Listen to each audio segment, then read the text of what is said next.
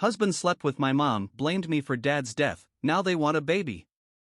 I am a 21-year-old woman and I have been married to my husband, who is 33, for just over a year.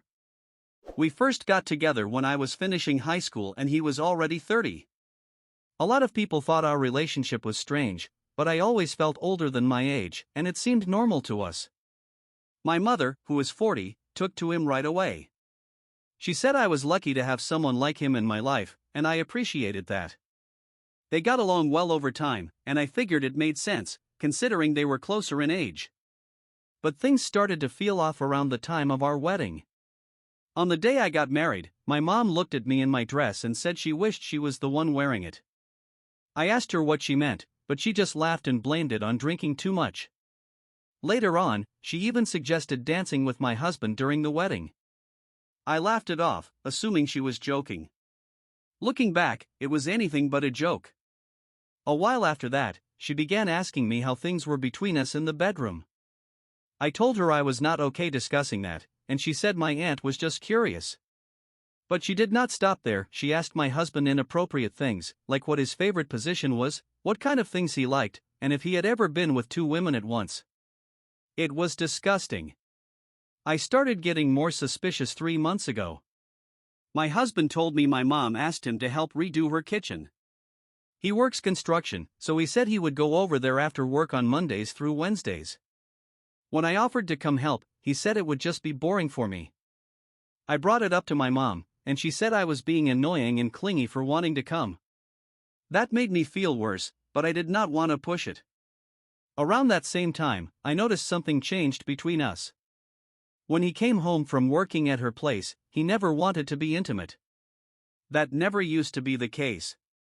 One day, I went to my mom's house to check the progress on the kitchen, and nothing looked different. When I asked them both about it, they said they were still getting ready to start the project. Something felt off. One day, I left work early and drove to her house to see for myself. I did not want them to know I was there, so I looked through the windows as I walked around. Her house has a lot of windows, so you can see inside from different angles. When I got near the study, I saw them, my husband and my mother, having sex on her desk. I screamed. I broke down crying. She looked stunned, and he ran. I got in my car and drove off in a panic. When I got home, I grabbed a bag, packed up a few essentials, and took off. My phone blew up, calls from him, my mother, even my aunt. I sat in a parking lot for hours, just crying and listening to music. Eventually, I went back to our place. I was no longer just heartbroken, I was furious. I needed answers. But when I got there, he was gone. No sign of him at all. I figured maybe he stayed in a motel to give me space. The next morning, I thought about calling him but decided I was not ready. I ended up calling my aunt instead. She told me he had stayed the night at my mother's house to be there for her. I was speechless. I asked her to arrange a sit-down with the three of us. She agreed to pick me up and take me to my mom's house. On the drive, she admitted that she already knew about the affair. My mom had told her everything the night before. She said she told her to stop, but that clearly meant nothing. I told my aunt I could not trust her anymore, and she seemed to accept that. When we got to the house, I saw my husband with his arm around my mom, and she was leaning her head on his shoulder. This was one day after I caught them. My mom started crying and held onto him like she was the one who had been wronged. Then they sat me down and said they wanted to be together and hoped I would come to accept it. I had no words, I just laughed. Even my aunts said it was ridiculous. They told me they had been in love for a year and started sleeping together 4 months after my wedding. Then my mom said she wanted to start a family with him. I sat there, silent. My mom begged me to say something. I could not. I asked my aunt to drive me home, and she did. When we got in the car, she hugged me, and I started crying again.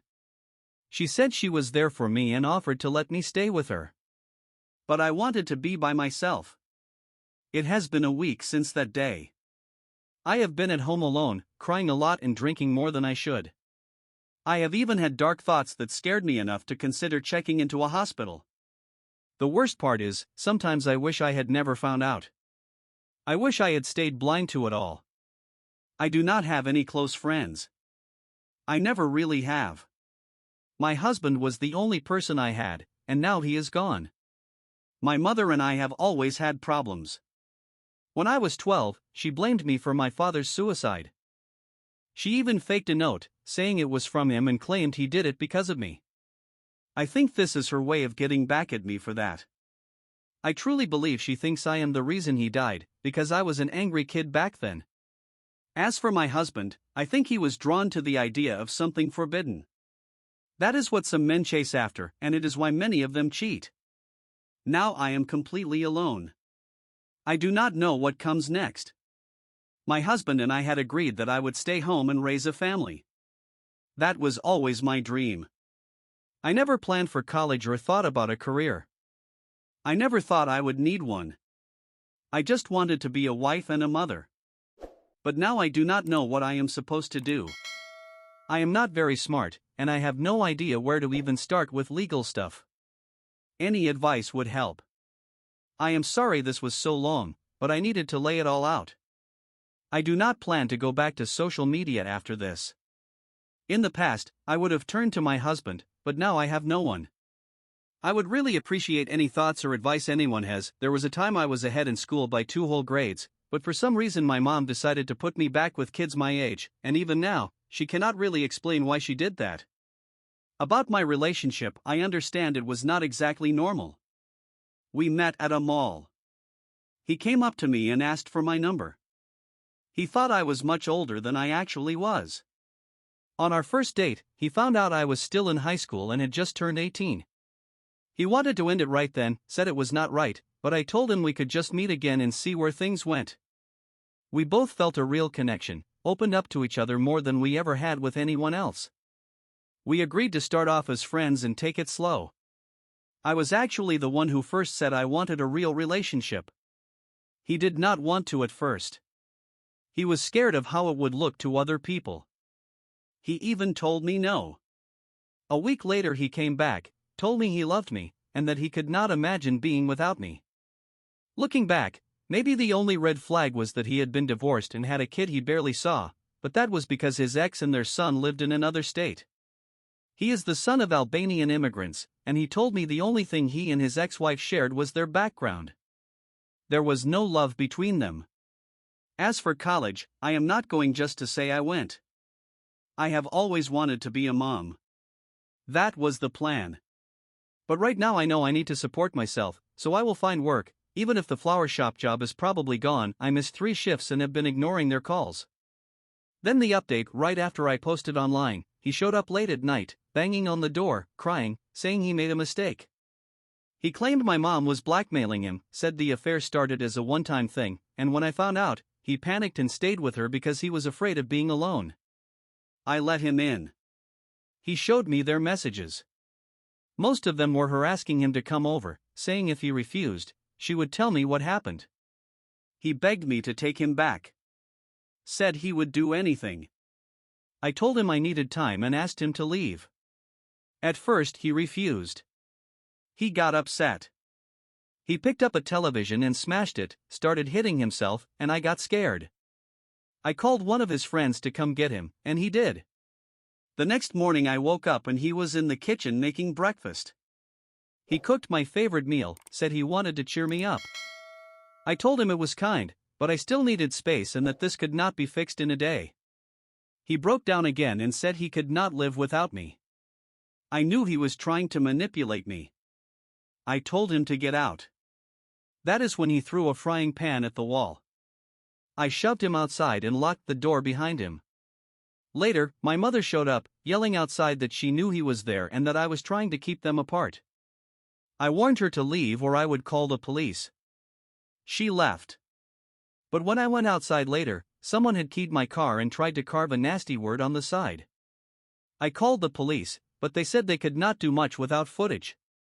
2 hours after that, she came back and tried to get in again. I told her to leave and she tried to pick the lock. I called the police while she was at the door.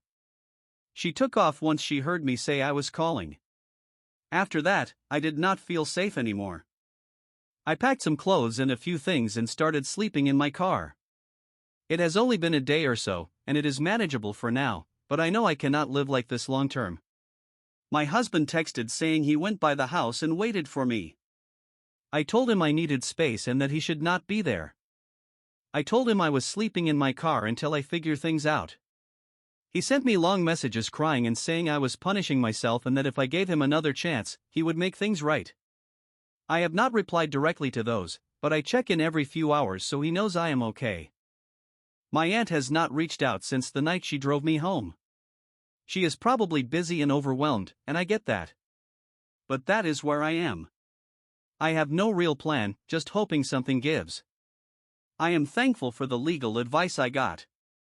I do have a doctor appointment tomorrow to get tested and make sure everything is okay.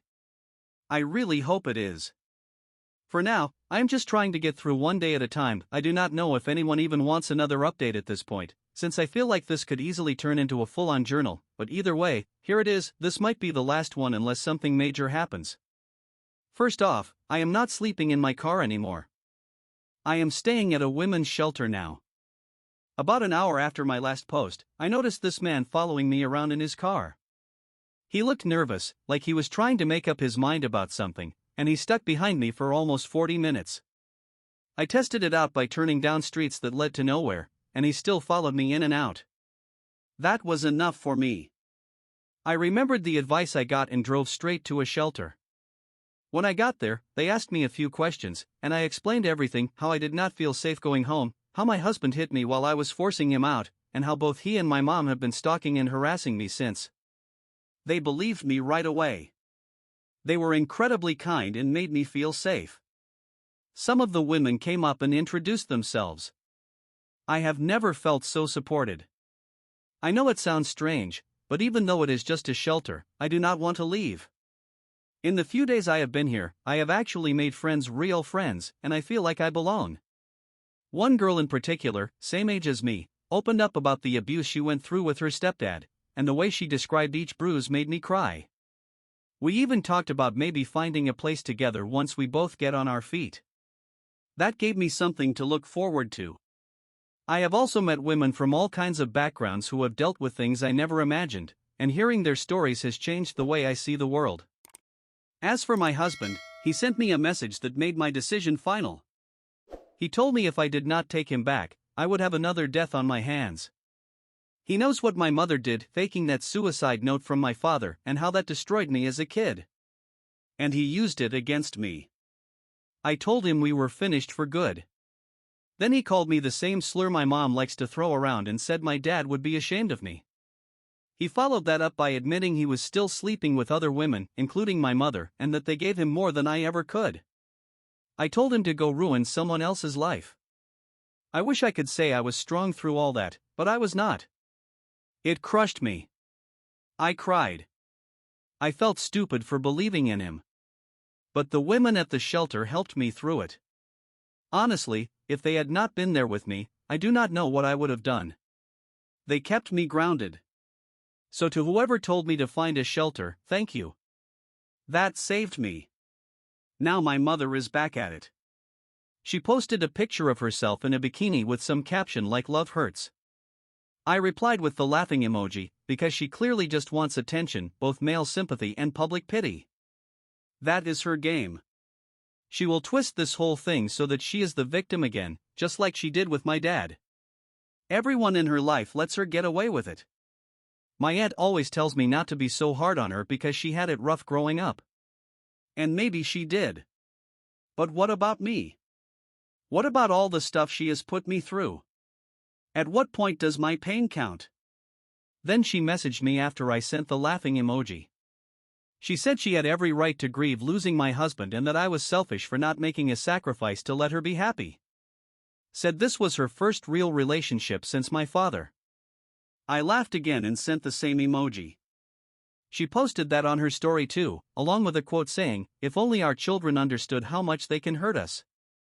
That is when I blocked her. My aunt has not reached out either. I messaged her to let her know I was safe and staying in a shelter, just in case she cared. But before I could even tell her that, she replied saying she was at brunch and could not talk. That was it. No follow-up. No concern. Nothing. Part of me wants to go to my cousin's wedding, my mom and aunt will both be there, and blow everything up in front of my conservative relatives. But I will not. That would make me just like my mom, and I refuse to turn into her. I also contacted my grandma, my dad's mom, down in Tennessee. We are not close. We only text each other happy birthday, and I have not seen her since I was 15. I asked if I could come stay with her. She said I could stay for 1 week, but that was it. She has 3 grown sons still living at home who refuse to leave, so space is tight, and she said adding me would only make things harder. So now I am staying in the shelter. I am planning to get a place with that girl I mentioned. We are figuring it out slowly. I am also trying to take care of legal stuff, but it has been hectic. I had to reschedule my doctor appointment for testing until next week, just could not keep up with everything. That is it for now. If anything major happens, I will update again. Thank you for reading this and for being here through all of it.